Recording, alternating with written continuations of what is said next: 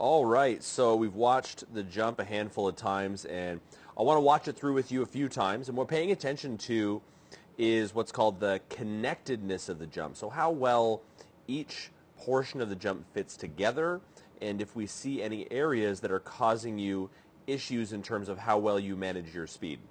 So right now, what we see out of the gate is it's a pretty controlled acceleration, but we're definitely blowing through takeoff, and you're covering, a decent amount of distance, which we'd like to see obviously a little bit more of a steep transition into that vertical. So where's that happening? Like, why are we seeing that? And I think out of the gate, what we're seeing is the big issue is as we're loading into this stride here. So this is the penultimate step, right? As the body and the center of mass lowers, you can see your body lowering, which is good.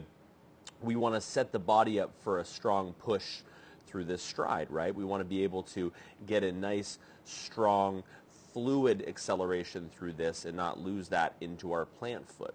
But part of that is also making sure that our hip height, okay, where the hips are at, they don't rise too excessively through this stride. And what I'm seeing is as you push, we're actually creating a little bit of an arc mechanism through this stride. And that arc is causing you to, number one, rise and lower the center of mass. And by doing that, it creates more or an unnecessary amount of time spent on this leg right here.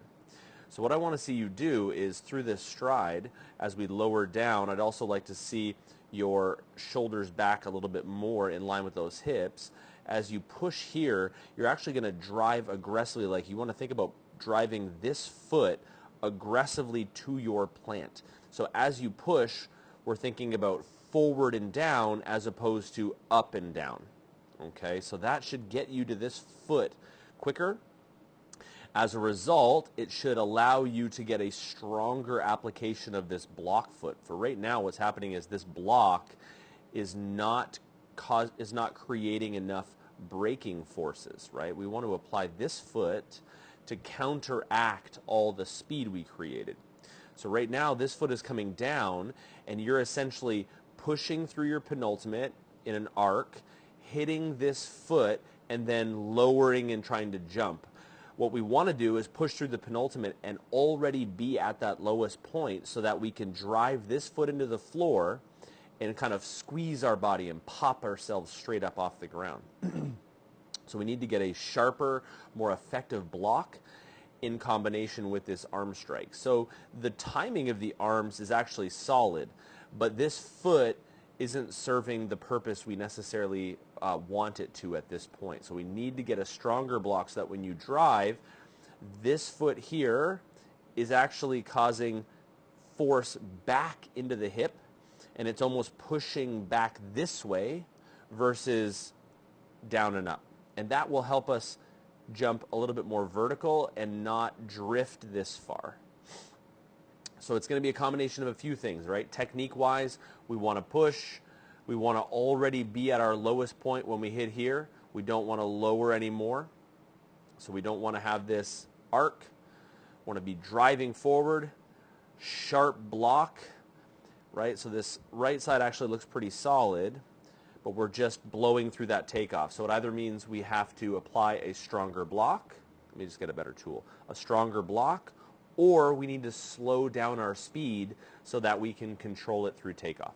So here's what I'm going to recommend is you work through some of our push-punch drills. If you don't already have the Missing Link Jump Technique program, I'd recommend getting the Missing Link Jump Technique program. I'll put a code in the email for you to get 10% off of that. I'd get on that because that will teach you how to apply a sharp block and get off the ground. But that's our focus. Like the rest, I don't mind the rest. Like I like this kind of mid-flight, tall, upright posture. I just think we're almost getting too upright through this penultimate. We need to keep your hips a little bit lower when you push. Okay, so you're doing some things very, very, very well. We're getting into a really nice stacked position on that right side nice and quickly, but our block foot is definitely not doing its job yet, and that's going to really help you to be able to carry more speed.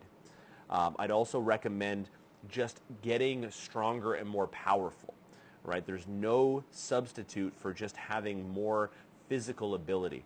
And that's what our remote training can help you with. If you don't already have training, we can help you through our training app, and it allows you to communicate with us. And if you want to be able to get ongoing jump analysis, we have a membership tier that covers that as well.